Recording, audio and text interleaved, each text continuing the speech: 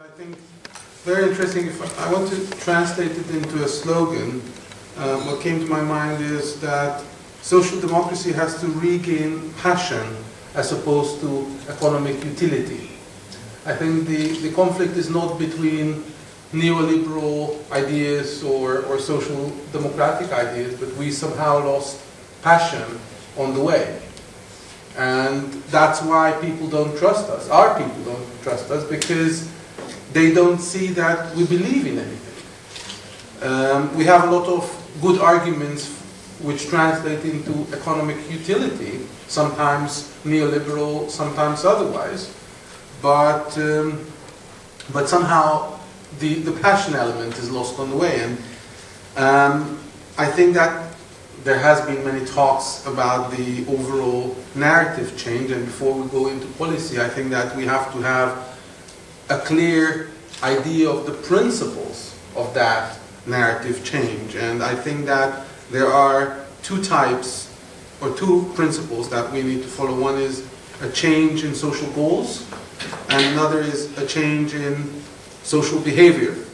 And if we remember the most successful era of social democracy, that's the 20s and 30s of the last century, where there was a movement for social change. And movement today is translated into participation. And what is participation? What democracy is not something that people want to participate in. People need a fight. People need an enemy. People need a goal. And I think that the best encapsulation of that is a fight for stakeholder democracy.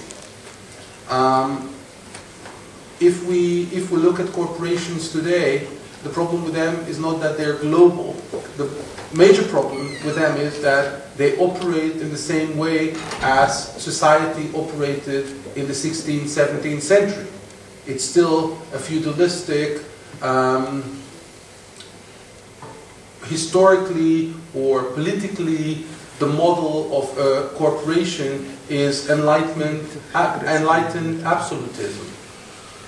The question is, and we live in a totally different world as stakeholders. So basically we live in two worlds. One outside the corporation, which is a liberal democracy, and inside the corporation, whichever level we're at, we are living in enlightened absolutism. And that's what needs to be changed in order to achieve stakeholder democracy.